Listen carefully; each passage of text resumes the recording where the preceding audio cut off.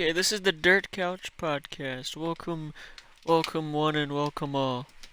Yes, Not sir. all. Not all are welcome here. Come I'm just on. gonna throw that out. Come one, come all. No gays, no Asians. Um, Those no, are his rules, not mine. Okay, fine. I'll make it rules for all of us. No gays. Again, those are his rules, not mine. Okay, so you're gay? What? No, I just don't care. Ew. You don't care. No, wait, that no, you're that gay. makes it sound like I'm bi. No, that's not what I mean. Think you're bi. I'm Yeah, just that gonna shut up. I'm does digging sound- myself a deeper hole. That's even gayer. Anyways, did everybody hear that? Dude, I'm just gonna go back. Never mind. Just. Anyways. Anyways, your couch podcast. Dirt Couch Podcast Part Dirt 2, Couch. the second episode. None of these will have been uploaded at this point because we're still trying to get that You could have just old kept it a trailer secret. Nobody knew. intro. Nobody has to know. They do now. In terms of Well, them, we're- it would be we're coming doing out at the DBD. normal time. We're doing Dead by Daylight killer concepts. What's Dead by Daylight? It's a video game made by them darn Canadians. It is a 1v4 asymmetrical horror game. What's a symmetrical horror game? Asymmetrical means one similar. I don't know how to describe the word. Maybe you should ask who made the word. Yeah. Okay, Rage, what does asymmetrical mean? Jack, I can tell you exactly what asymmetrical means. Hey Google, what does asymmetrical mean? Asymmetrical is used as an adjective to mean having parts that fail to correspond to one another In in one shape, size, or arrangement. arrangement lacking symmetry. Similarly, lopsided and unsymmetrical. Want to hear asymmetrical used in a sentence? No. Okay. Who's starting off with their DBD concept? All right, let's do this like we did last time, where we like, let's share one and then go to the next. And since I have the most, I think I should go first, Yeah, okay. and then it'll go Cameron. Are we just naming one of Since our you have the characters? least. Yeah, let's just name them off, list the abilities and the perks and add-ons and stuff, and then continue on. Okay. So you go first with one of your killers? Yes. Okay. My first killer is from the book The Ranger's Apprentice. I call this the Ranger's Apprentice chapter. The killer is the Calcara. And actually, I'm going to send a picture, so 2 pictures to the group chat Jeez, that you where's my guys phone? should look at. Oh And I'll gosh. also put it on the screen. And this is what it looks like. This is one version of what it looks like. I go to the group chat and just make a The avocado and like, huh? Is that a werewolf? What in the No, world? Let me read the description. The famous short-lived villain of the first book in the Ranger's Apprentice series. This creature appears as a mix between a grizzly bear and a gorilla. It has sharp, long claws that are disgusting yellow color. Its dark brownish-gray fur is matted and covered in a wax that makes it almost like an armor of scales. Its one weakness is that this hard wax is highly flammable when caught on fire. And when it's caught on fire, the creature explodes in a crimson fiery blaze. Did you just say it's highly flammable when caught on fire? First monkey killer? Monkey killer?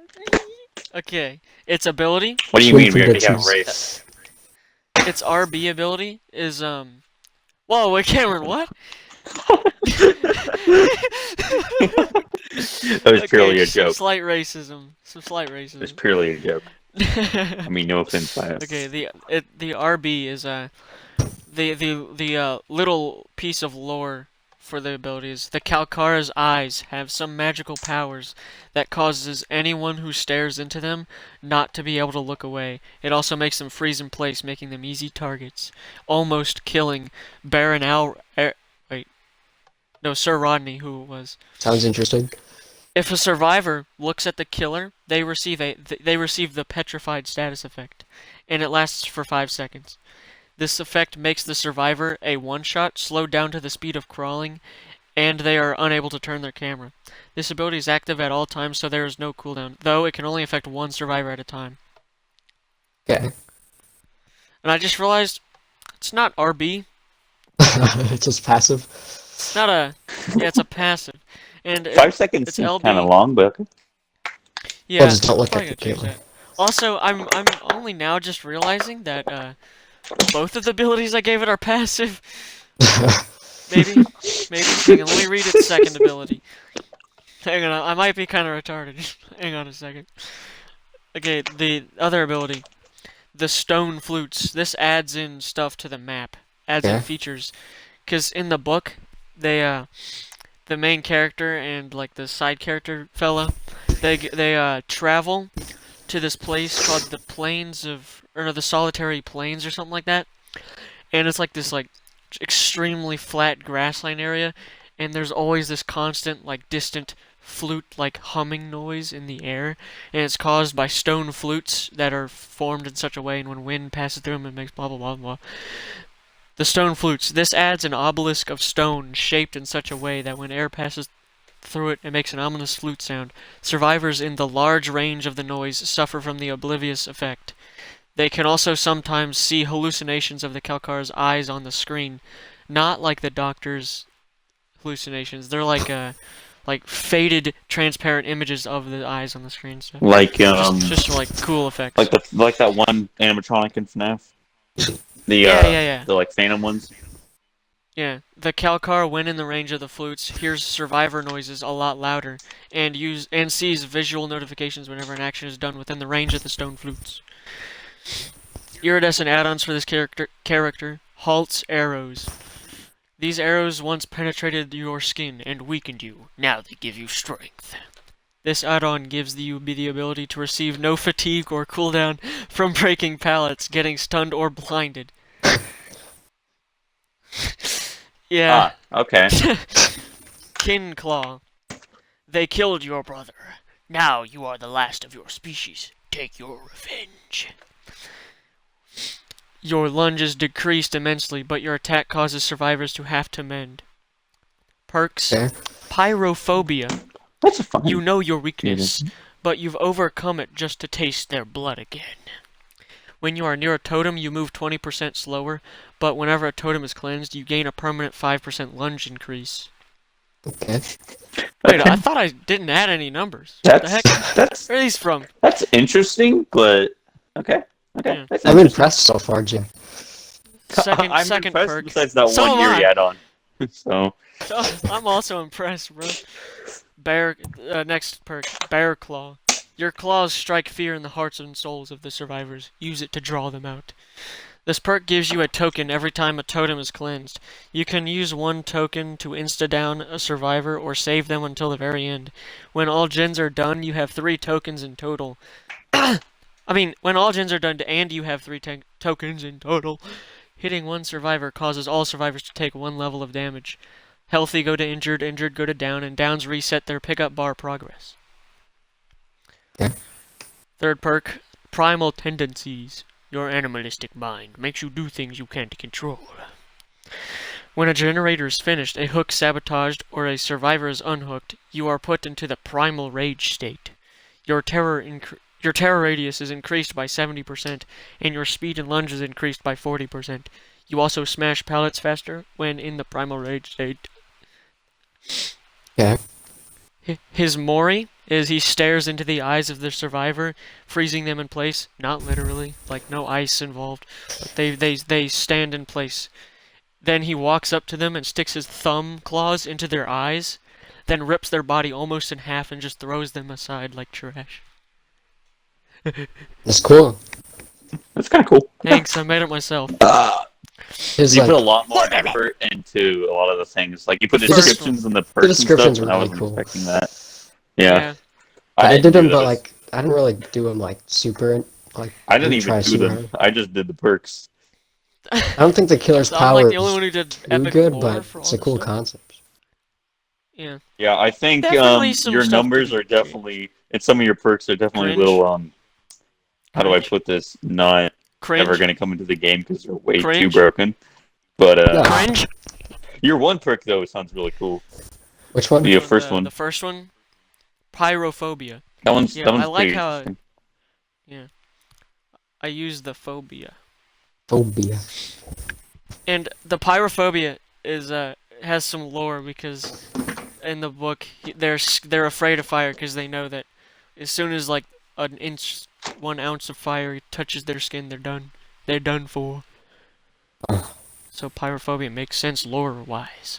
Okay, should I say the survivor? Should I just read the whole chapter? Sure. Or we should move on now? No, do your whole Okay, chapter. whole chapter. What's it called again? Okay, the survivor.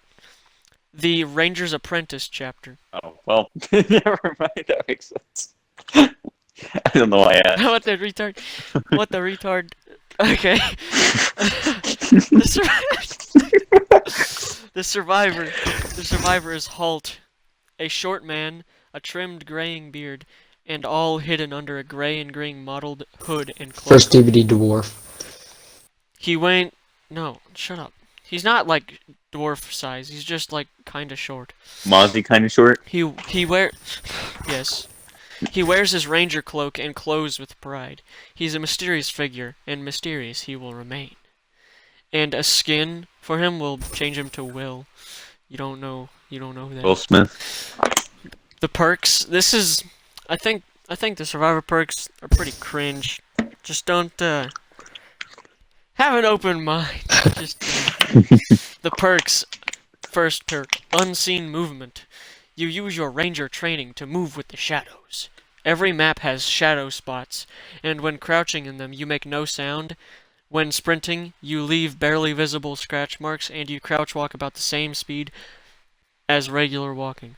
These shadow spots are just like the shadows of objects all around the map, so they're kind of like if they're gonna implement this into the game, they would have to like go through all the maps and find the shadows, like the actual literal shadows of all the maps, and then transform them into like an area of effect kind of thing where this perk activates. Sounds neat. Very tedious. And That one sounds really cool, neat. except behavior is lazy.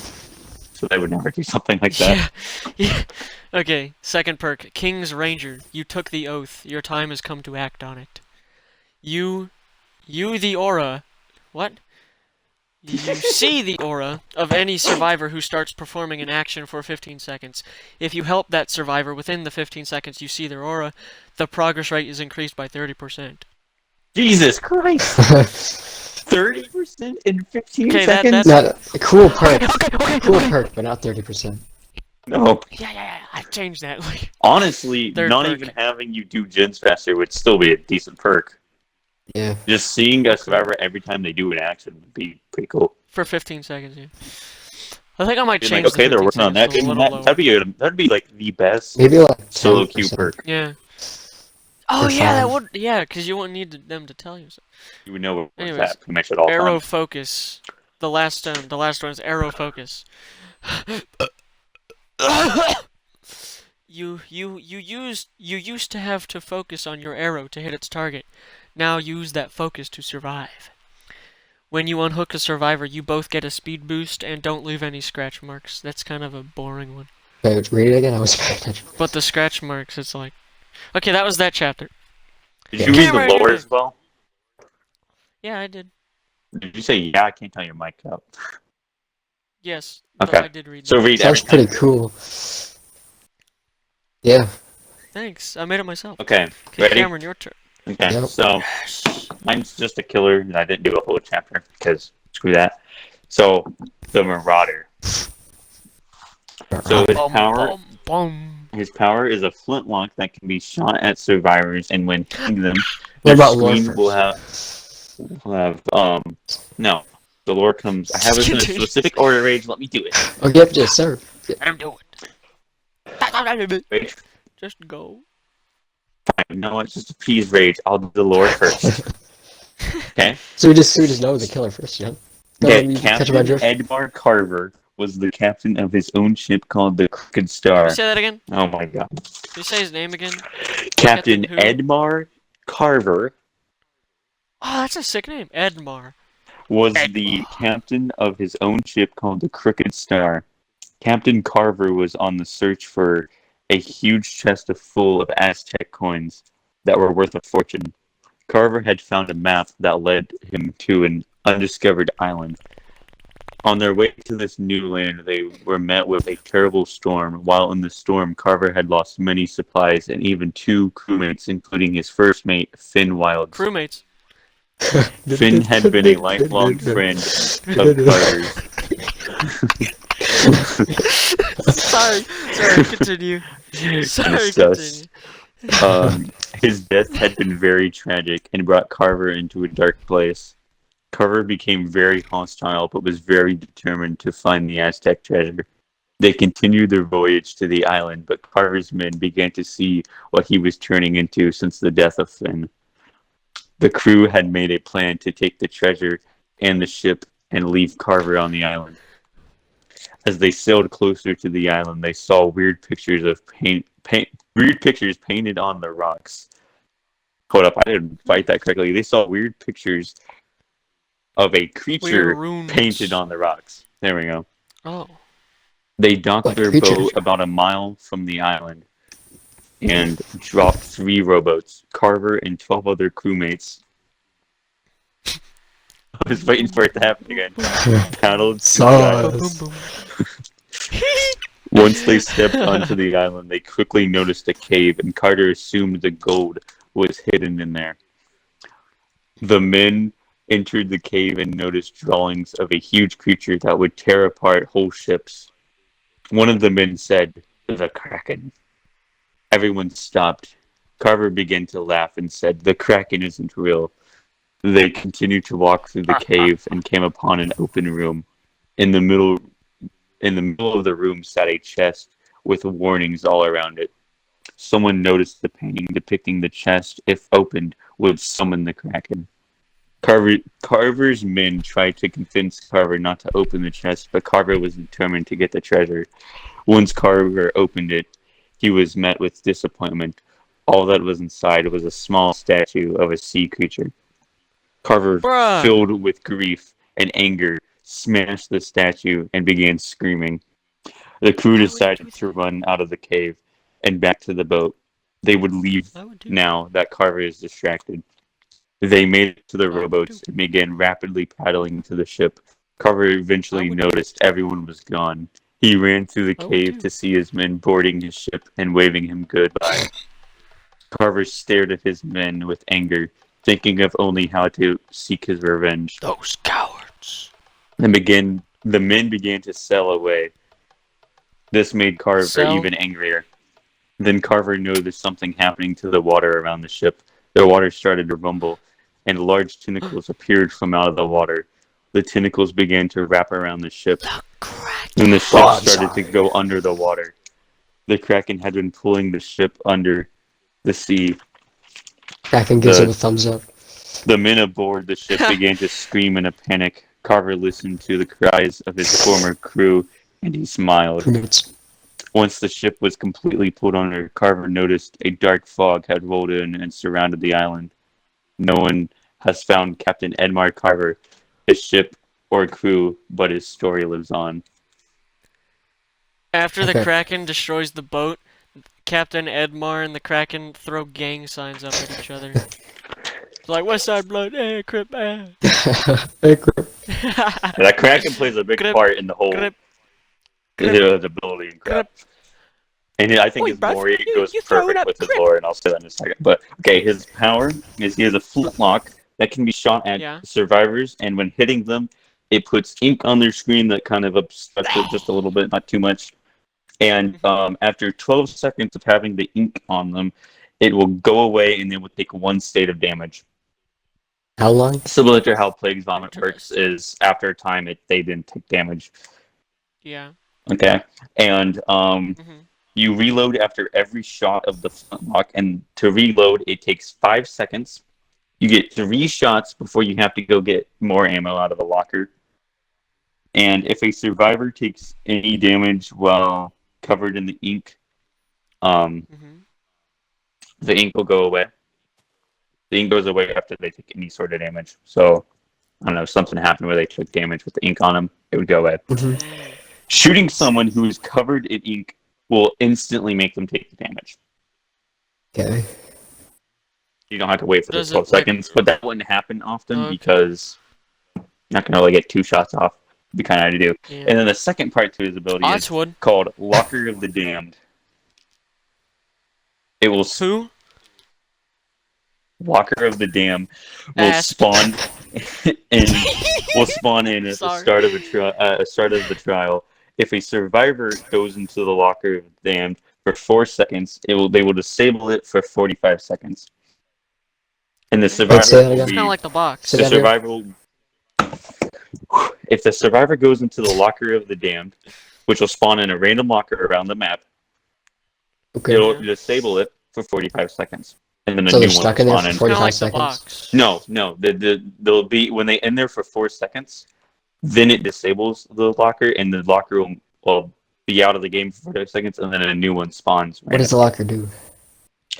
You'll see in a second. So it's kind of like Oh. the box. And if the Their survivor, P-head box. when the survivor does that, their aura is revealed for 5 seconds once they leave the locker. And if the killer finds the locker, and they'll open it and they'll like grab out the like Kraken statue and whatnot and like look at it and have a little animation with it. Mike! And doing that will activate Kraken's Wrath, which will block all generators on the map for 30 No. seconds. Bro. And then once those 30 seconds are up, the locker of the Damned goes on a cooldown for 45 seconds. Does he know which locker it is? No, it's random locker. Nobody knows. So he's just But- grabbing out but random lockers. There will be you'll Is it see a deal? it'll be a special locker. It'll have like It'll be like tentacles epic. around it and like seaweed and stuff. Barnacles. Yeah, barnacles. I mean, not Barnacles. tentacles. It'll have barnacles and seaweed around It's it. like one of the new It'll CT's look- chests. So when you see it, you're like, okay. What? And Yeah, sure. using Iron Maiden will make you do the animation of grabbing the statue and stuff faster. Come here, boy. Ah. Yeah. And there would if I was going to do more add-ons, there would be an add-on where like a certain range you would see the lockers or something like that. And okay, now for his perks. Perk numero uno, Mutiny. Let's hear it. Any survivor doing an action with another survivor, gens or healing, will do it with 2 survivors doing the action together. They'll do it 10% slower. With 3 survivors, it's 15% slower. And with 4 survivors, it's 20% slower. It's kind of OP, bro. Not really. No.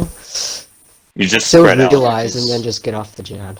Yeah, you can just Yeah, spread but out. then you can only have one person on a gen at a time. Well, it's better splitting up you on can gens you and can stacking have up on 2 them. people on a gen. You're just doing it slightly Cameron, slower. I hate your perks. I hate your perk I said already. 1. Okay. I second hate perk. you and I hate your Second perks. perk. All of them. Walk the Joke. plank. After being stunned by 2 pallets, walk the plank activates, and your next lunge will be 60% further. So, like, same as kick the Nice ground, but voice a crack. different way to activate it. Is the voice crack also in the perk? Yeah. Your character, like, screeches and, like, cracks their voice. Okay, last perk is the Kraken's Grasp. Every time a survivor is healed by any means, you gain a token, and each token makes healing 3% slower. Okay. That They one's already pretty knew. cool. Okay, time for the add-ons, boys. So the first add-on is Ancient Aztec Coin. I know, really good name. But it wasn't even there on the chest. I know, but he was after it. All generators It's a without a symbol, survivor who spawns within 15 meters of it will be blocked for 45 seconds at the start of the trial. Mm. Did you get that?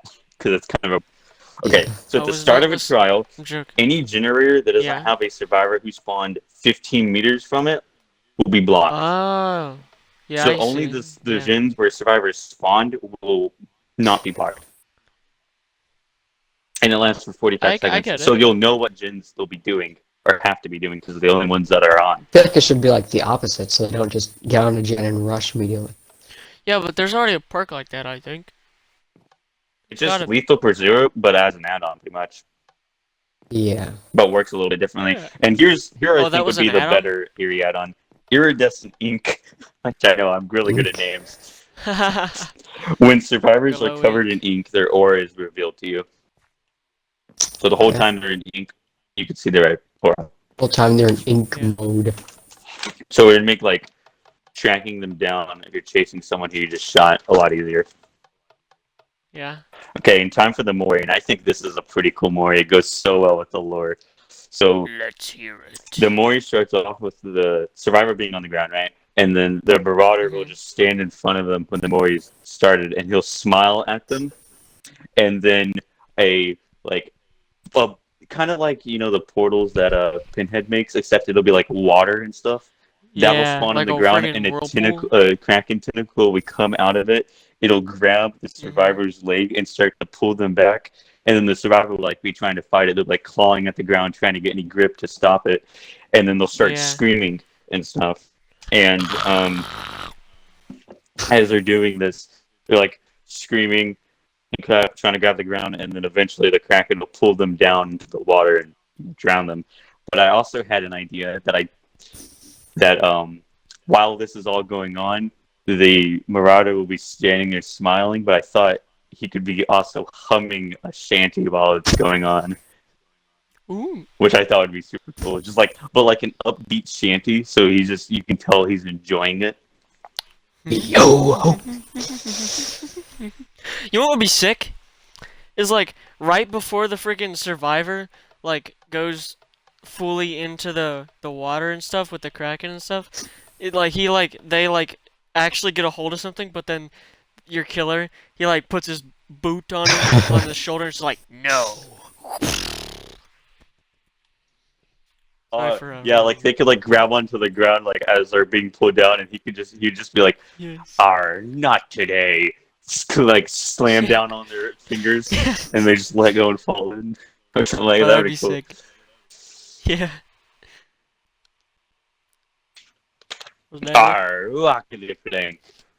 Boom.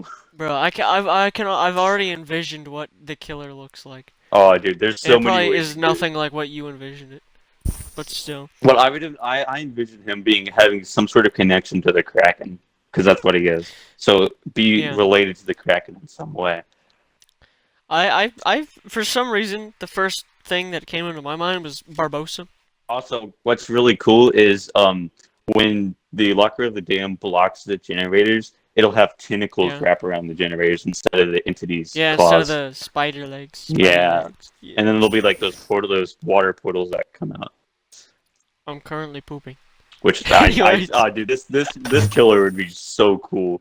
Having a Kraken-related pirate killer would be amazing. Bro, if that killer had its own map, that would be sick.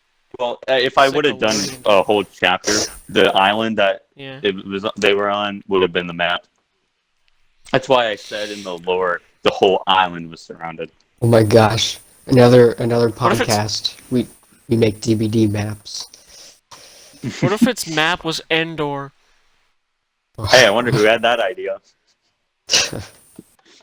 Dude, I'm so good at making map ideas. Okay, Rage, I believe it is your turn. Rage, it is your turn. For your first. Rage, how many did you make in all? I made 2 killers. Jack, how many killers do you have? I have 2 more. Is that it? Let me check. Do you have any other survivors? 1, 2. No, just 2 more killers. Okay, cool. My turn? Yes. Okay. So my killer is the Agent. A quick and persistent killer able to down a survivor fast and uses power to control the entity's realm. His height is medium, terror radius is 32 meters, and he moves at 4.6 meters per second. So he just moves at normal speed. And here's the lore that I didn't really do any research on. It's probably not right, but who cares? Albert Wesker. It's just Warden's lore. Former STARS member, paid off by the pharmaceutical company Umbrella to stop Delta Squad from finding out the secret in the Arklay Mountains. After Umbrella fell, he happened to revive Umbrella from the ground and make it his empire. Before he was going to spread the Ouroboros across the globe, he lost to a fight with Chris, and before the lava overcame him, a black fog surrounded him. Dang. Okay. Not bad. His power is the Ouroboros. Okay, Is who? his power is called the Ouroboros. It's like a virus. Your bros? Ouroboros, I don't know how to... It's a virus. Okay, his first ability is Skip. When you click the action button, you'll start quickly move at 2 meters. And when you click it again, it will chain into another skip. It's going an extra 0.5 meters. You have 5 of these skips to chain after every chain. After every chain, you'll go an extra 0.5 meters. But before you chain another attack, you have the choice to do a short lunge. But after the 5th chain, you'll go into a longer lunge that is really fast and will go into a short fatigue state. Really fast. Each chain after use will have a 5-second recharge for each skip. And kind of the cool thing about the skip is you could be looking in front of you and skip backwards, or in any direction, but not looking in that direction. Ooh. Oh, so it's direct. It's like direct. It's like Vatu's from Paladin. It's like yeah. It's like you don't have to be looking. Oh, that's cool. Okay. And his second ability, the Tentacle Control. Every time you get 3 hooks, his power activates. The agent thrusts his hands underground and takes... I've been thinking about this number, but it takes 5 seconds to charge. And he screams, "You can't hide forever," in his accent. Then every survivor gets wrapped in a tentacle for 2 seconds. And the survivors... What is that? Okay. Nothing? The agent thrusts his hands on the ground, takes 5 seconds. He yells, "You can't hide forever." Then every survivor gets wrapped in a tentacle for 2 seconds. Then the survivor gets the infected status effect. When a survivor is infected, they are considered incapacitated. To get rid of this effect, they must attempt the Chosen One. When the survivor is attempting the Chosen One, they will start ripping off the tentacles for 10 seconds. Ew. When completed, it will be a 50% chance you successfully remove the tentacle. If you fail the Chosen One, the tentacle remains and you scream, revealing your location. And the only other way to remove the tentacle on you is a vaccine in many safes around the map. And also a way to avoid the tentacle is when the agent is charging, the move is by hiding in a locker. If you escape the tentacle by hiding in a locker, the tentacle will wrap around the locker, trapping you inside. Bashing out will take you 15 seconds, and you don't get infected. But does the killer know that you're being locked in the locker? Yeah. So if he sees a locker that's wrapped in tentacles, he can open it up.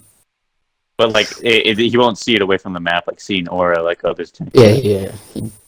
And you don't get infected. It's just like, oh, hey, look, that locker's got a tentacle on it. I wonder. I wonder. Okay. Otherwise, 15 seconds is kind of long. But if it's like that way, that's fine. But then you don't have to do all the doing the chosen 50% chance thing. And then if you fail that, you have to go get a vaccine. So it's more time efficient. But you have 5 seconds to find a locker. It's kind of like Doctor Stone, where you have a very short time to get into a locker, and if you do it, big payout. But it takes a lot longer for the agents to get it, because you have to get 3 hooks. Yeah. Okay. 3 hooks! Yeah. That'd be OP in low lobbies, but not OP in high lobbies. Perks. Hex Double Agent. You know what it's like to betray. It only takes a little push.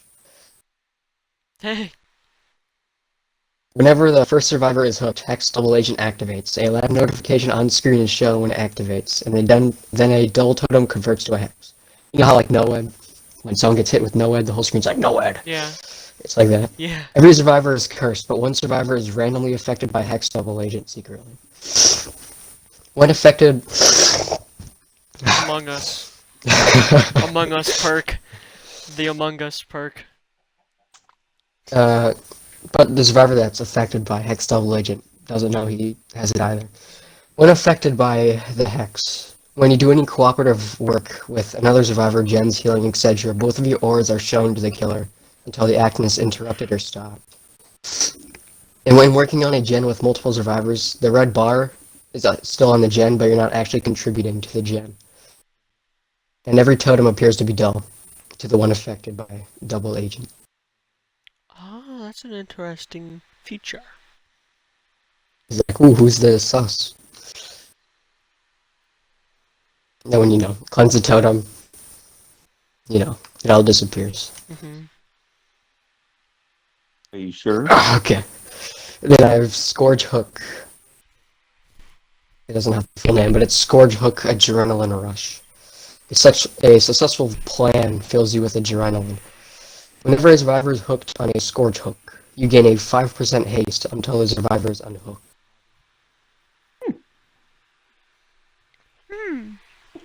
Actually, pretty cool. That was not a Yoda. Okay, it is Yoda.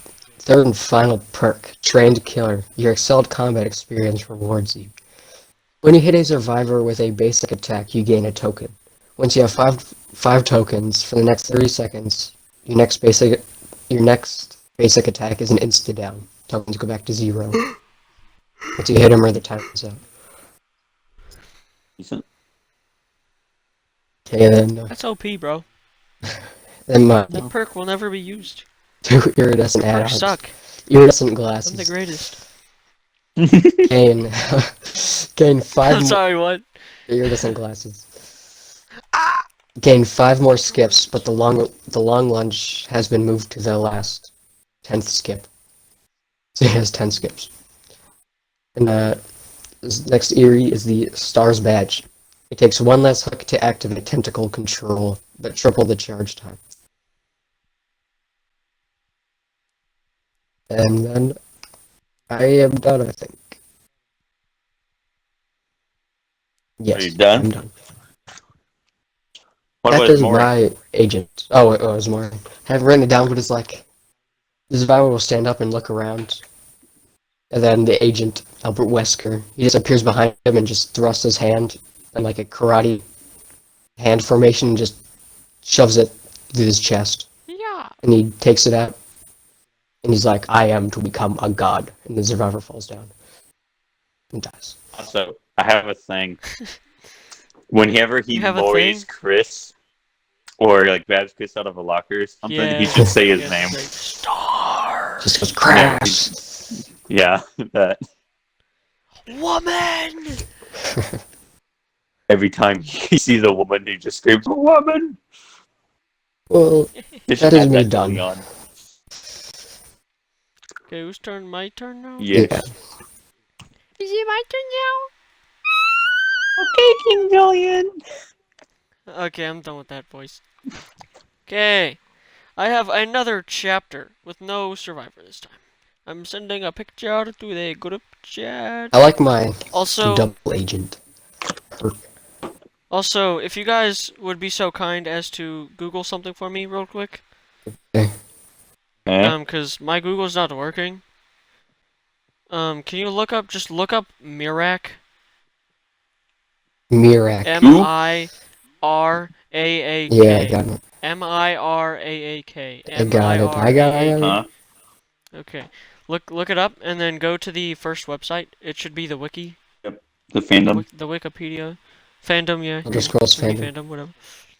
And then if you scroll down far enough, you'll see like some voice lines that you can like play and listen to. I'm not going to, but okay. Please do that. It's not Please okay, do that see. when I say to. Which one? Any of them. They all This sound Henrik's kind of slower. Okay, it's not loading. Cameron, try to play it into your mic. I can play. Okay, I have it ready. Play it into the mic. Right now? Yes. Send him back where he came from. Try another one. You have no idea of the true power a dragon On the dark can side. wield. Try one more. Not this time, Dragonborn. This one's mine. That's Mirac's voice. Epic, isn't it? Okay, this is the Dragonborn chapter. The killer is Mirac, the fella you just heard talking. And the pictures on the group chat is who it is of. Yes. Said to be the first Dragonborn in all of the land. This arrogant and rude man harnesses great powers that he uses to bend the will of others. He is bound to the Daedric god Hermaeus Mora, the god of forbidden knowledge, which I'm also going to send pictures of in a second. Hermaeus Mora.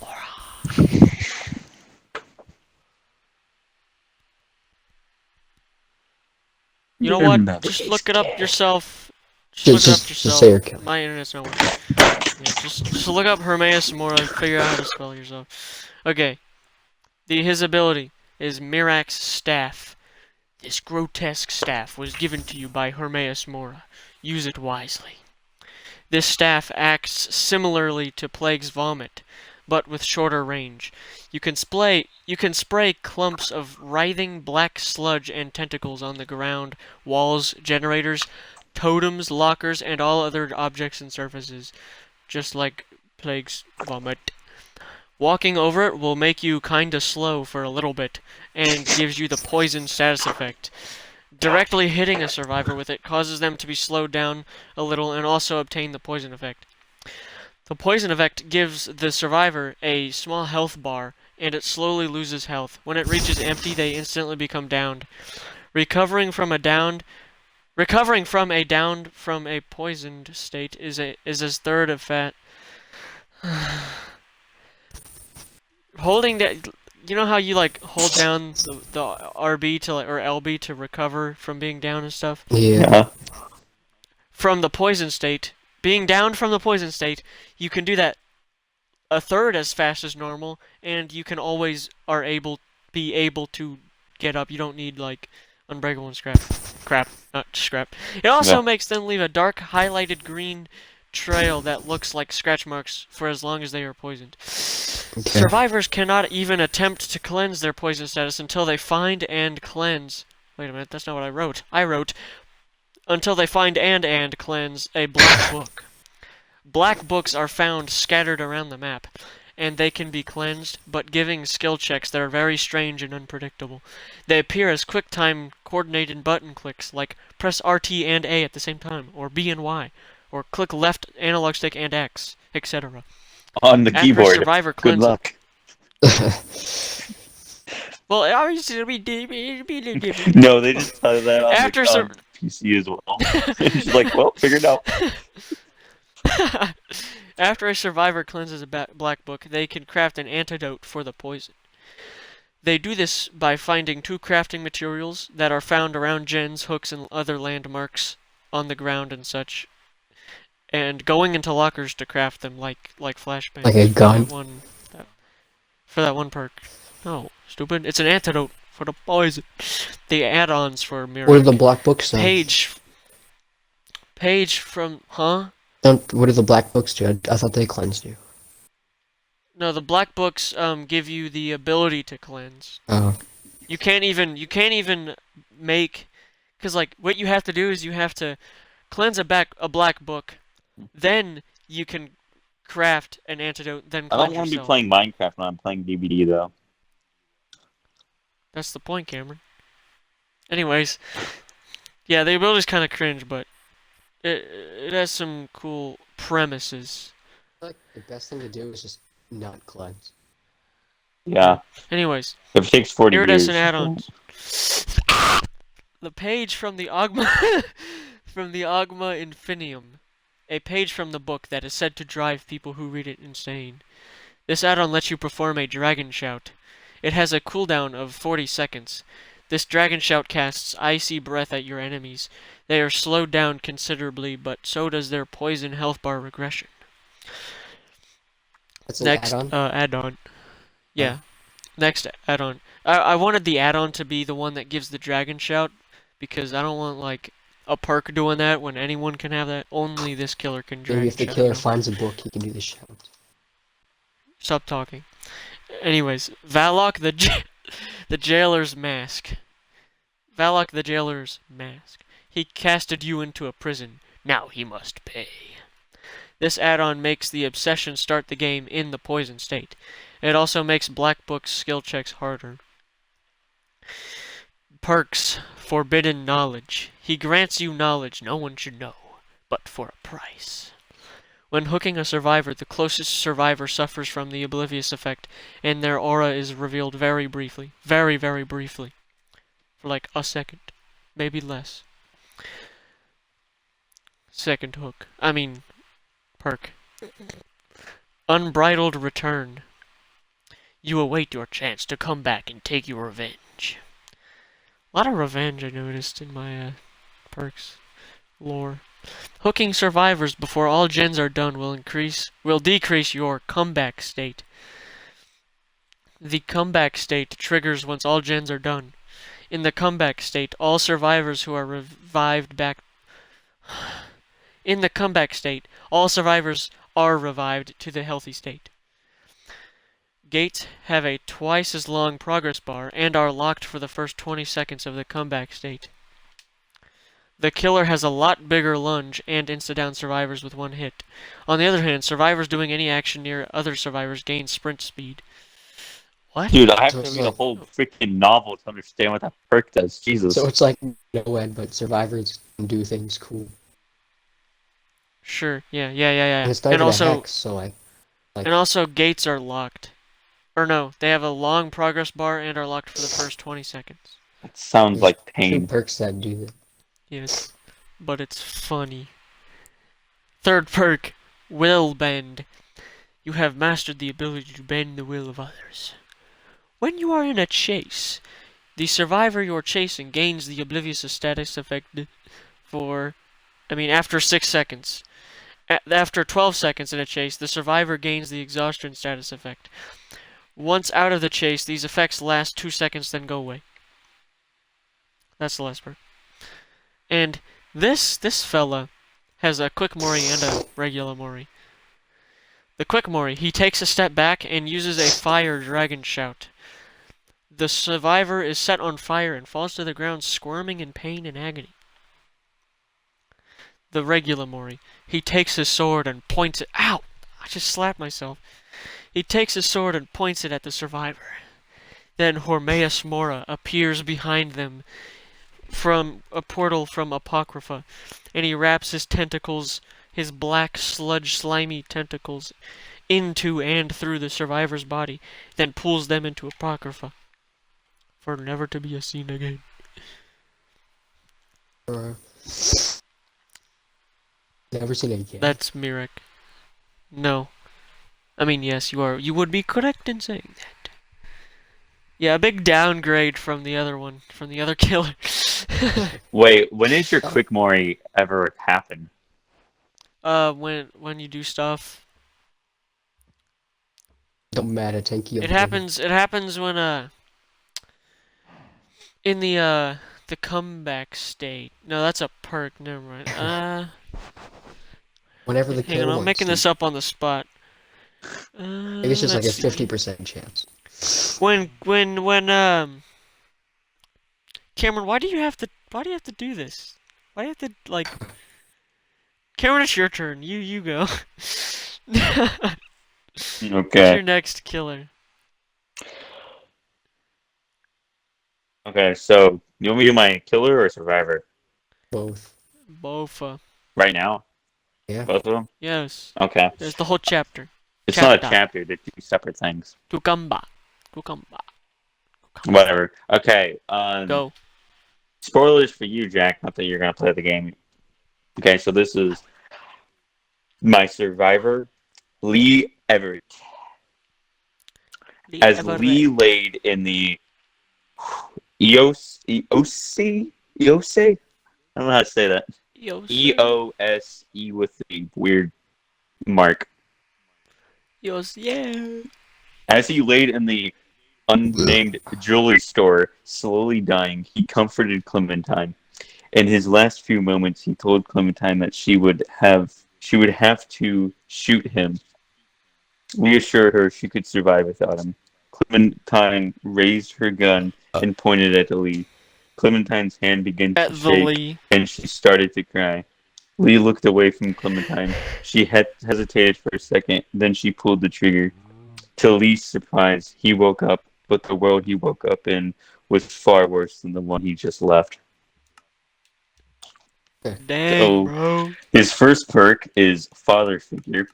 When within 12 meters of the obsession, when they are when they get, receive when they are damaged from the killer with a basic attack, you take the damage instead of that survivor. Except for when you're incapacitated. If you're incapacitated, it doesn't work. It'd be funny if just like you didn't want it to happen, and it's just like, oh, Yeah. You're just doing it in, and your friend just runs by, and you're like, oh no. killer's like, what? That'd be funny. Okay. That could be the cause for very funny moments. It would. That perk doesn't seem good, but it'd be a fun perk. That's a meme perk. Yeah. Mean. That's my favorite perk out of his. And then second perk. This isn't the end. When on your second hook, you heal and unhook survivors 15% faster, and you run 5% faster for 75 seconds. That 75 seconds starts when you get off the hook.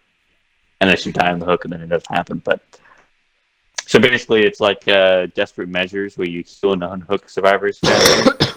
Yeah. But you also get 5% movement speed for 75 seconds. Mm-hmm. And then his last hook. This last hook. His last I perk, said that earlier. is no time left. When in-game collapse starts, your aura is hidden for the remainder of the trial, and you open the exit gate 20% faster. Which that seems like a meh perk, because you might not even get to use it. That's okay. Yeah. And his Mori No, is... it's okay. I'm kidding. His Mori! My headset cord is like all in my mouth right now, Why? Okay. bro. The You want me headset to read cord my killer for you challenge. now, or no? Yeah, dude. Headset cord. Okay, so my last killer is the Knight. The night. Yeah. Okay. Where do I have the Orvin? Okay, here it is. Wait, how do you spell it? Anight. Can you say that again? Anight. A night? What? A night? No, the killer's name is Why the does it start Knight. with an... Can you spell it again? Okay, THE space KNIGHT. I swear, it sounded like you said A-N-I-G-H-T. Yes, that too. Okay, whatever. As a child, Drew Haynes was always fascinated with the knights who protected his king. He believed one day he would be a knight just like them.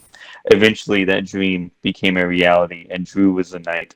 One day, he had gotten orders to siege a castle that had lots of supplies that could go towards the efforts in regaining the Holy Land.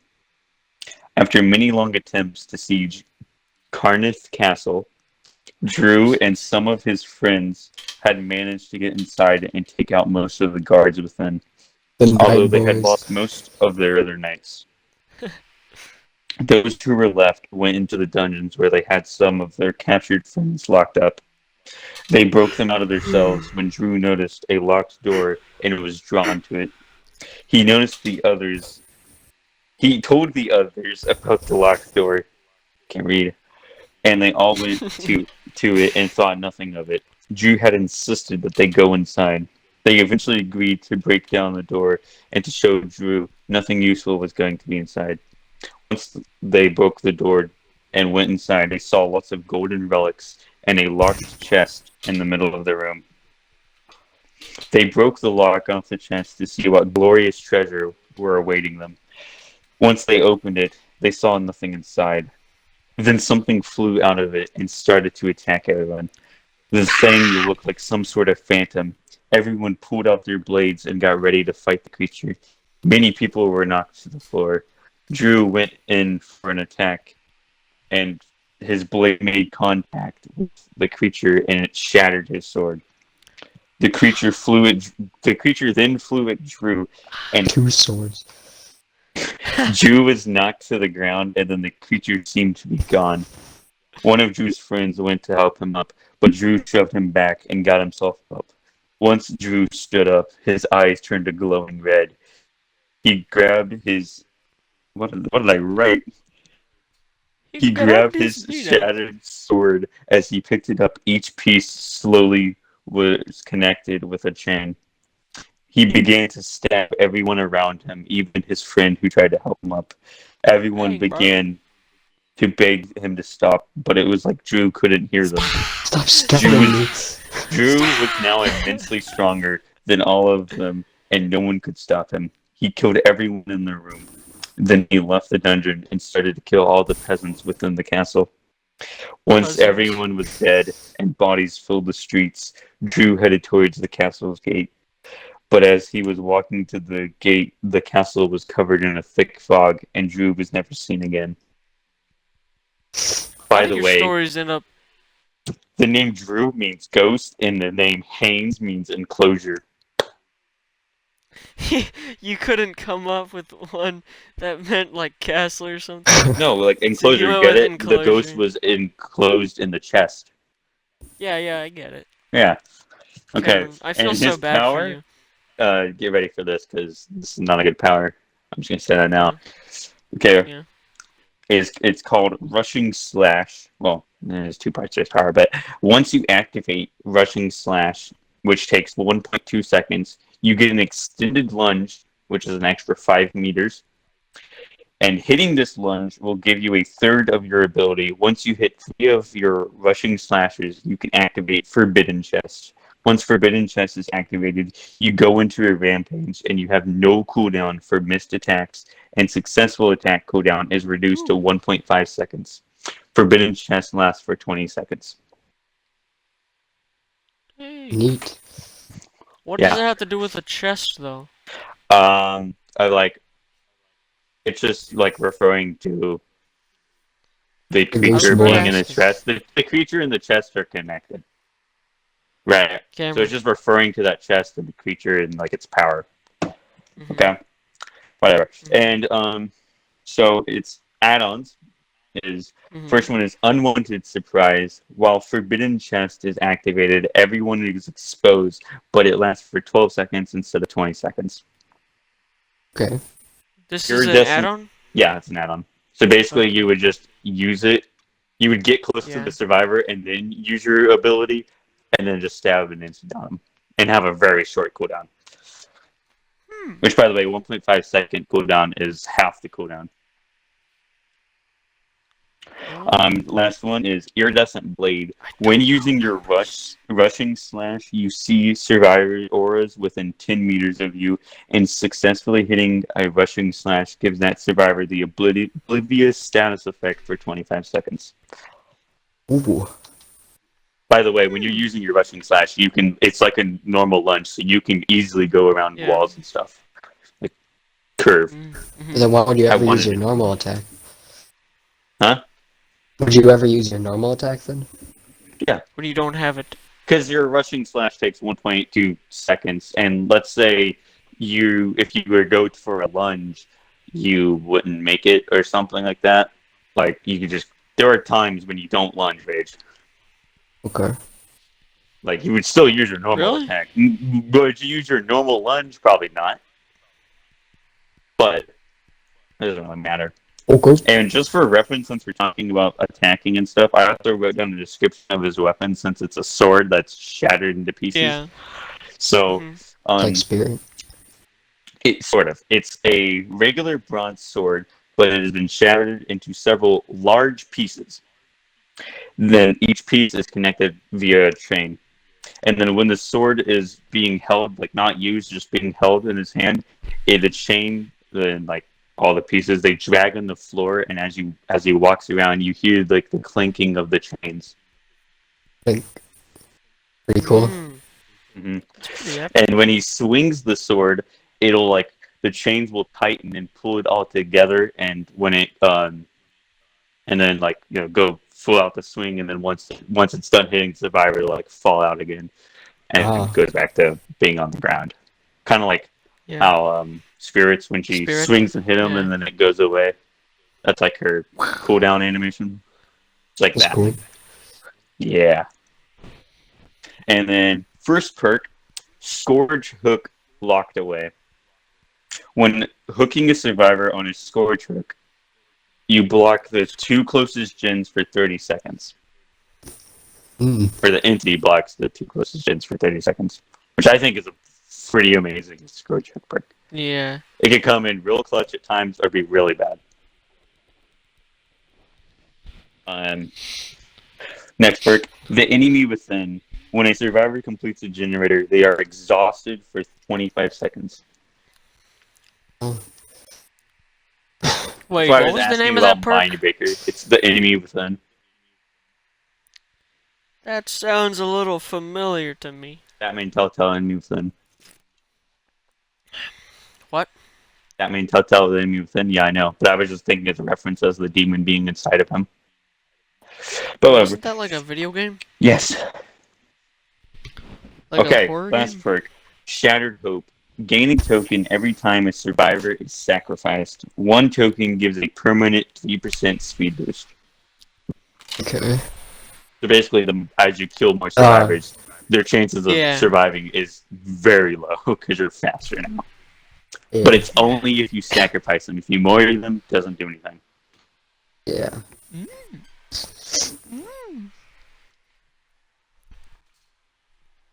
Shattered Get it? Ghosty Shattered boy. Hope.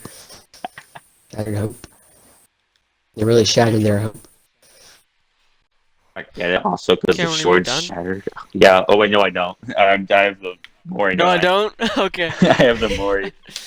Are you done? No, I don't. So the Mori starts off by you scream and unleash the demon that lives inside you, and it flies around at the survivor and starts attacking it until it finally goes into the survivor and possesses them, which will just like make them stand still, like they're frozen, sort of.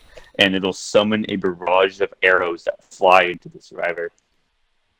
And then Like it'll a fly For out Honor. of Yeah, I was its just body and thinking back For into Honor yours. in execution. Yeah, I guess so. Cares like, yeah, I guess so. It's not. I mean, he literally went to For Honor to look at stuff. No, I went to For Honor because I looked at the name of the moveset for Warden, which is called a Rushing Slash, which is where the name from the ability comes from. Bruh. Because it's the one you do where you like lunge forward and swing down. Yeah. I was trying to look for that because I was going to steal the name and I did. Wait, you ratted me out. Gosh darn you. Dude, you can't be doing that. Rage, I believe it's a shot. Oh, okay, so when you're not the lore yet. Okay, the killer's the Doll Master. A stealthy Doll killer Master? able to create dolls using his power joy of creation to survey and down Rage? survivors. Rage. Jack, I have a question. Jack. Is this completely original? It's mostly original, yes. What do you mean mostly? That? Yes, it is. Because when I did some research on Mirac, What? I saw. Okay, Rage, continue. So what? Nothing. I think Rage is pulling our tail. I just got the pulling name from the new video game that's going to be coming out. It's the ability. Okay, now you lost me. Okay. Okay, so the lore. You guys have to understand. I don't write things. Okay. Oh no. Yeah. I'm going to really listen in. Just Just go. Just go. John Wren was a well-known guy in a small town in Kentucky. Tall, a little Ew. overweight, full neck beard. He always wore a flannel shirt with jeans and his thick boots. Stop laughing. This is the funny part. He lived Got with into his the comedy section. he lived with his 5-year-old daughter Kaylee in a small rundown house with boarded windows because they couldn't pay for them. But it was perfect. It fit just the both of them. This is the killer? This is the killer? What do you mean? Right? This is a killer, correct? This is a killer, yes. Okay. It fit just the both of them. Something special about John is he made dolls for a living. He started making dolls for a living His wife had passed away 2 years ago in a car accident. At the Oh, dang. At the start, he would make dolls that looked like his wife, because he and Kelly missed her so much This that she sounds would be with exactly them like forever. something that I know of. He found such an interest. He made it a hobby and eventually made it his job by sawing them. He found the way you wove the string and molded the plastic very soothing and stress relieving. John missed his wife so much and swore nothing would ever happen to Kaylee. Kaylee grew in love with the dolls he made.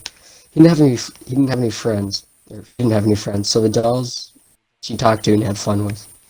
John thought it was fine, but his neighbors found it concerning. Weirdo. Whenever John brought her to the park, she would only play with their dolls. Then John was getting concerned. She had been acting strange in her room. She would be blankly staring at her dolls for hours on end. John would know.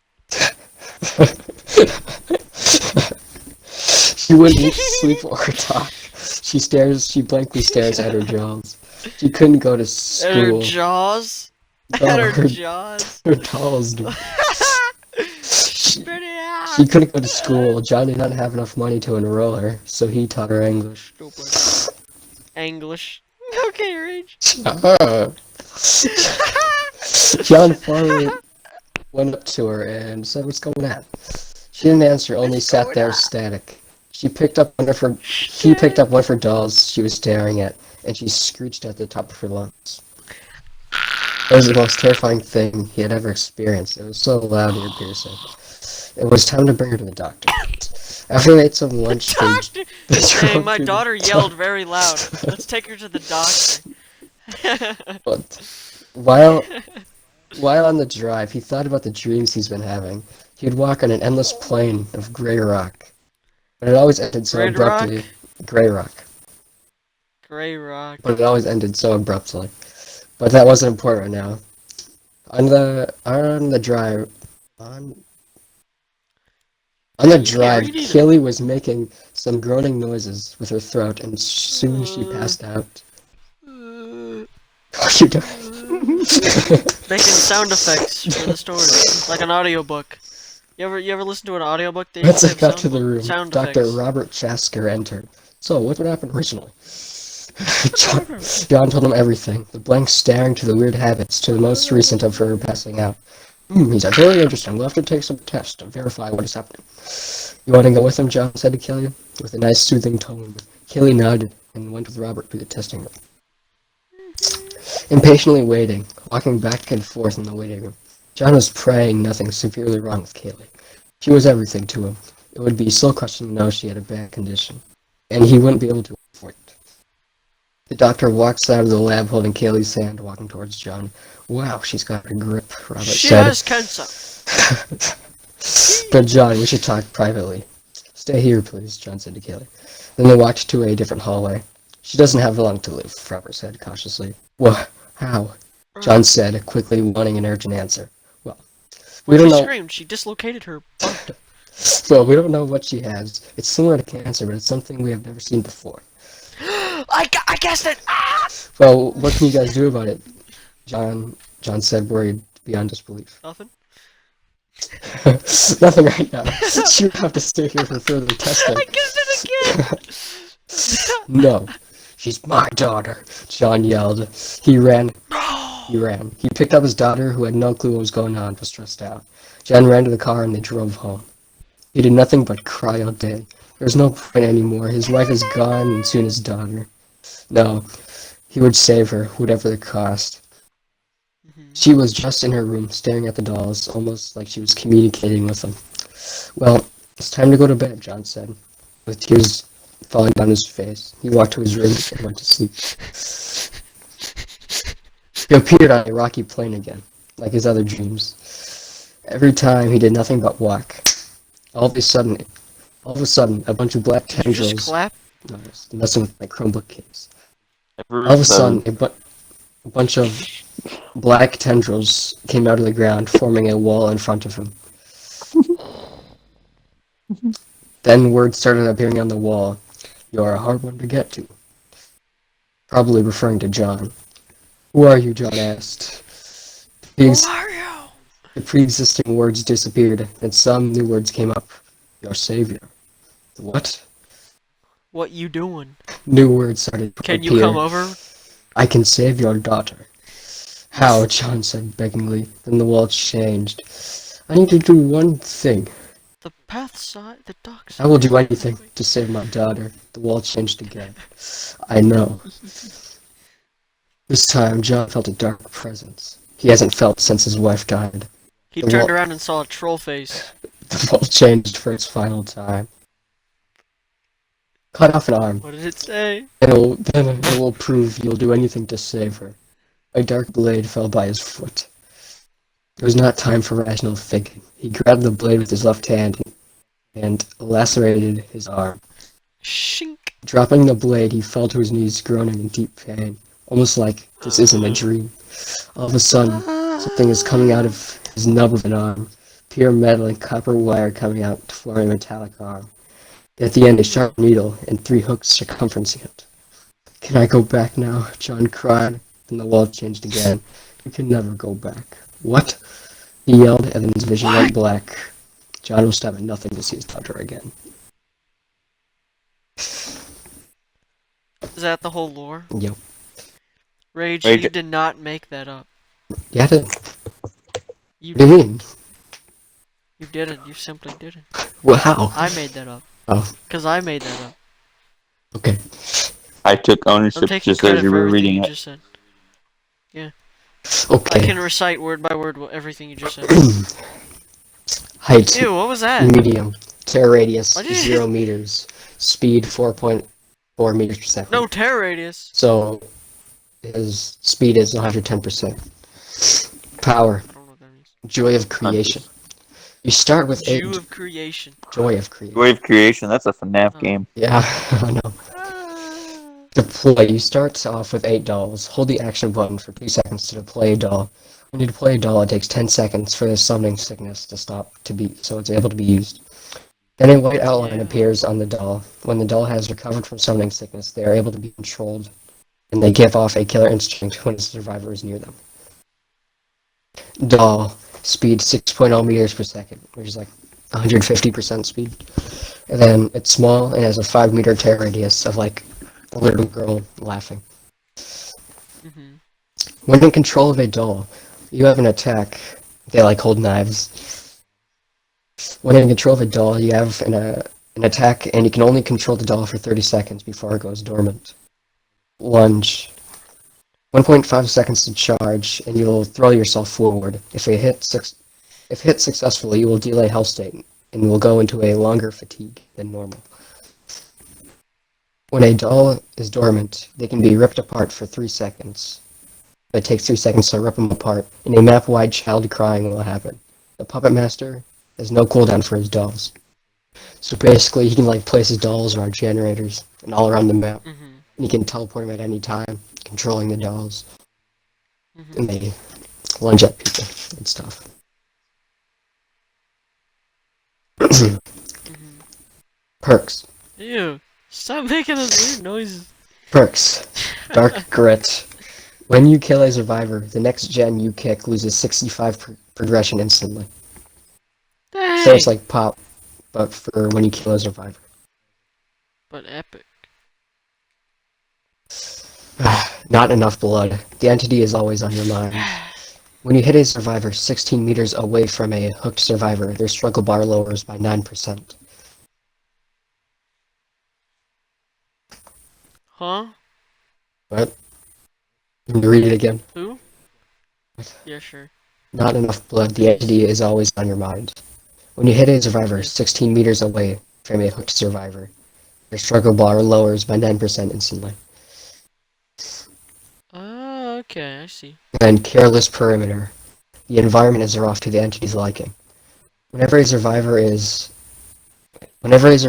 by anything interactable, pallets, gens, totems, etc., they receive the hindered status effect and lowers their FOV by a considerable amount. Ew, what? And hindered makes Those them are gonna hurt. move slower. Is that one you made up, or is that already a thing? What do you mean? FOV is like Already. your field of view. No, the status effect hindered. It's already in the No, game. it's already It just in the lowers game. your speed. Really? Yeah. Yeah. I didn't know that. And then is Eerie add-ons. Iridescent Silk. Whenever a survivor destroys a doll, they become exposed to all other dolls for 45 seconds. Dang. And then Wife's Ring. You are a 115% killer, but you lose 3 dolls. You what? You have more passive speed, but lose 3 dolls. Oh. Sorry, Jack, your brain just It's very similar to Huntress's Yeah, that one was area. not getting it from. So is that your killer? Yes, sir. Oh, Do by you the have way, any survivor or anything? I think No. Or anything else for that I- chapter? Yep. I have a What question, and Jack said something yeah, about yeah. it. Did you say care radius is 0 meters? Yeah, for Yeah. the base killer, but the dolls have a 5-meter terror radius. Okay. You're barely going to be using the dude. You're But for like going around the map, placing your dolls, and then hitting survivors occasionally. And when you're in doll, you can just switch to another one like instantly. But you can only be in them for 30 seconds. So you gotta constantly be switching around in them. And they can be ripped apart. It's like, oh, this was your Victor thing, wasn't it? Yeah. Oh, Victor. Yeah, I know Victor. Victor Reznov. Hey, Jump, Jack. Mason. I think it's your turn. Reznov, jump. Freedom. Freedom. For For you, you, Mason. Mason. Not for me. me. I'm making a new killer concept right now. Careless Joking. perimeter. My last killer has a very similarly long lore as yours Was did, mine long? Rich. Yes. Yes, but also I think it's not as long. It's definitely Was my longer than lore the that others. bad? No, the lore is good. No, where's 'Cause, like when I said earlier that I didn't believe that you made it up. That's how good I thought it was. 'Cause I didn't think you were very good at writing lore. 'Cause you said it yourself. Then you pulled that out. It's like, now wait a second. And the ability. I know that the ability is not of your mind. Cause I watched a video on a Puppet Master fan made concept, fan made Terror Radius music. Cause that whole character basically already exists, if I'm gonna be honest. Yeah. And I'm pretty sure it showed like ability and stuff. I don't think it had the same perks and all that stuff. But anyways, my killer, my final killer. Cameron, you have anything left? No. So I'm the last fella. Okay. This last killer is what is epic. The mind. The mind. An average fella, pushed to the brink of destruction, chose a path that led him to a self-inflicted, dangerous, and evil state. Gregory Spots was a 24-year-old man, a nice house, wife, and kids, family dog, you know the whole shebang. One day, the entity saw a great darkness in Greg. His parents divorced at a young age, and both of them were abusive in their own rights. He held a grudge against them both, and this was channeled into his personality now. The entity saw potential in Gregory, and turned the tides of luck against him. With his whole family in a car, Greg got in a car accident that left him scarred mentally and physically. But he recovered physically, but not mentally. His whole family gone in an instant. Years of care and love destroyed by this event that happened in a matter of seconds. My Xbox is about to turn off. It happened in a matter of seconds. Because of his hatred for his parents, he desperately wanted to be a good parent to his children and a good husband to his wife. This event made him feel as though it was all his fault. And he hated himself. He eventually lost his house and job and had to live on the streets. One day, he decided to just pull what's that guy's name? Forrest Gump and just walk away, thinking he could outrun his troubles through the countryside, and eventually he ended up in like the deserty places with like Arizona. plateaus and stuff. Arizona, that area. It was a starry night, and he walked through the plains and the plateaus. He climbed upon a huge hill that looked over a big canyon. Maybe the Grand Canyon, I don't know. He decided that he could not bear his grief no longer. He could bear his grief no longer, I meant. And he jumped into the depths. On his way down, he experienced many things. He experienced the entity attempting to drag him into the fog. He also experienced the souls of his lost family tugging him back to reality. His soul was nearly torn in half. This released something that was hidden inside of his soul. That great darkness that the entity saw. This darkness brought his soul back together and pushed Greg fully into the fog. When in the cold darkness of the fog, he transformed into the darkness that brought his soul back together. His ability, the fog. You leave a trail of black mist. Anyone in it will become slowed down a lot. You can also cast a cloud of mist about the side of the quad hook in the basement. That's how big the cloud is. I remember you saying this before. I have never said anything about this. I remember you saying something about this 6 too. meters. What? Like some fog Huh? ability. Yeah. Oh yeah, I did say something about 6 meters in front of you. You can cast the cloud about 6 meters in front of you, blah blah blah. Windows, pallets, generators, blah blah blah, will not be able to be interacted with inside the mist. Generators will also regress in the mist. Every time you every time you down 2 survivors, you gain the ability to send a jump scare to any survivor you choose. The chosen survivor will hear a car crash jump scare sound effect and get a skill check at an inconvenient time. Their screen will also get red like they've been injured, but they won't be. The skill check will not count for anything. It just disrupts what they're doing and adds panic. You know? The first perk, Eternal Grief. Survivors who are within range of another survivor getting injured, down, picked up, or hooked suffer from the Oblivious status effect and do actions slower. Unhooking a survivor cancels these effects. Yeah. Anyone unhooking their survivor cancels the effect. Next, pork. Hex Soul Split.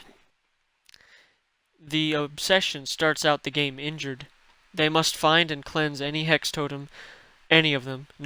Doesn't have to be open. Doesn't have to be on fire or whatever to remove this effect. If the totem is still on when a gate is open, the person who opened the gate gets insta-downed. They just get moried. Ha ha ha! Family Matters, the next perk. Survivors who perform co-op actions suffer from the Oblivious effect until you are within 3 meters of them. I like that Oblivious effect. Yeah, dang, I kind of use that a lot. Anyways, the Mori. He appears as the regular human version of himself. Then he grabs the survivor by the shoulders in a comforting way, and out of the top of his head, he starts to split in 2. The dark soul version of himself is underneath his skin, and he hugs the survivor. Shut up! And the survivor just sort of assimilates into his body. He squeezes him and hugs him so hard. It just, like, becomes part of him, you know? Jeepers, creepers, where'd you get that hentai porn? Anyways. That's midnight, my final. It is 1:12, by the way. So I'm gonna have to go to sleep, so. yeah, So- but wait, before we close it off, hey, how long is this video so far? 91 minutes. An hour and a half. Jeez. Okay, well, that's a pretty good time. Pretty good. Yeah. Let's go around. Who do we think that, like, who is everyone's favorite of Cameron, if I'm gonna each be honest, person? I really liked your pirate fella. I also really liked my Calcara, the first one I did, and also Rage. I didn't really like any of yours. Sorry. You were funny though. I was gonna say for you, Jack, your first one is probably my favorite. Yeah. Yeah, I That's got true. the monkey. The stop. And then for Rage, I'd probably go with what was your second one, Rage? The doll master. Yes. Wait, then what was your first one? The agent. You only had two? Yeah. Yeah. Well, I have to go with Agent. I like my I'm agent. gonna be honest. I don't remember. I don't remember like half of anything he said. I remember a lot of what you said, Cameron, and what I said because I said it. But I don't remember much of. Oh, only the Whiskers one actually. I remember the Doll Masters. I don't remember anything you said about Whisker Fella. Besides tentacles, I noticed that we all had killers based around tentacles, What is your or character at least around having tentacles? Mirak, but it was like sludge, slimy, black, greenish black tentacles. Yours, Cameron, was like pirate tentacles, Kraken. What's everybody's favorite And perk Rage's out of every? Resident Evil tentacles. Personally, my Alright. favorite perk that I made has to be Lee's father figure perk. The kill yourself I really perk. liked. That perk just seems like it'd be really fun. Yeah, yeah, it would. Imagine I a think whole my team favorite- using that. How's that even work? Bruh. Whoever's There's the a closest. person will never die. There should be a friggin' perk. Oh, we should have made a perk where it's like, whenever the killer injures someone, they get injured. So somehow they gotta make the killer get injured. And the killer gets downed, then the survivors have to like revive him just to. The killer you know, goes into continue the game. fatigue mode. That lasts for 7 seconds. Then the roles swap and the killer has to do a gen. Anyways, my favorite perk. New perk. My Killer yeah. has to do a gen. My two favorite perks have to be my pyrophobia perk, part of the Yeah, that was a cool Kill one. Carl one, and Does that one do it Cameron's- again? I don't remember any of your guys' perks. I'm It sorry. was the perk that when you're like, hold up, it had something to do with the hex totem. Hex totem. Like when you're near it, you walk past or Hex something. totem. Oh yeah, when you're Maybe. near a totem, you're slower. But you're something. Pyrophobia. When you are near a totem, you move 20% slower, but whenever a totem is cleansed, you gain a permanent 5% lunge increase. Yeah, that's cool. Perks. Meh. Man. I remember there was one Ew. perk though that you had that was pretty cool. I think it was one of your. What is the other perks you have for that one? For that one, Bear Claw, Yeah. and Primal Tendencies. Bear Claw was you get a totem you get a token when a totem is cleansed. You can use one token to insta down a survivor or save them until the very end. Not that one. When all Not gens that are one. done. The other one. The other one, Thanks, when a Kevin. generator is finished, a hook sabotaged, or a survivor is unhooked, you are put into the Primal Rage state.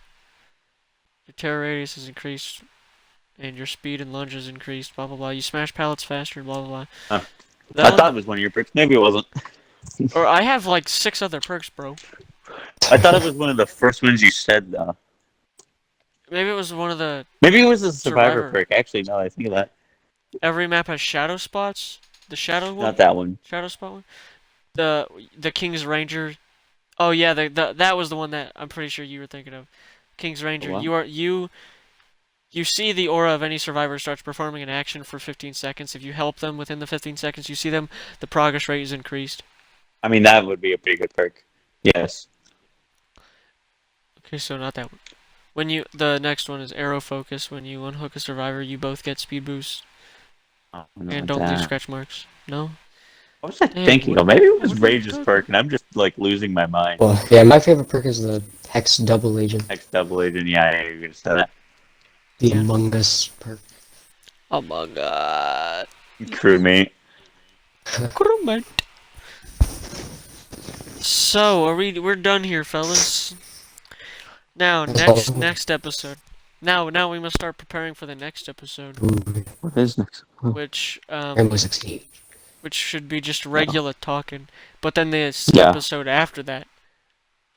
The episode after that, Siege Concepts. Yeah. Yes, huge content. That's gonna take a lot less work. Let's go. Yeah. This took so yeah, much yeah. work.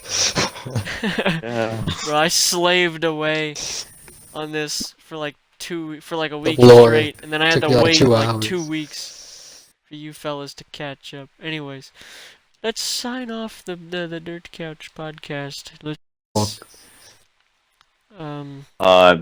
Podcast. Do you Up, have our up own and shanty? away. Dirt Couch Podcast. Huh? Dirt Couch Podcast. You are our podcast. We're Dirt Couch Podcast. And Next time, have a seat on the Dirt Dirt Couch Couch. Podcast. On the Oh, couch wait, no, of dirt. I gotta say it at the same time. Same time. We need to make a theme song. Our theme song is this. Boom, boom, boom, boom, boom, boom, boom. Boom, boom, boom, boom. Dirt Couch Joe Biden, Podcast. wake up. Dirt Joe Couch. Biden, wake up. Joel Biden. Joe Obama, Joe Obama, Joe Obama, Joe Joe Sama. Obama. We just need a clip of Joe Biden saying Dirt Couch Podcast, and then we're good. Oh my gosh, dude. If I can get him to say that, dude. Well, gotta you go need to to just scroll DC. through everything Joe Biden says and find the word Dirt Couch and Podcast. Dirt Couch. Dude. Dirt Couch Podcast.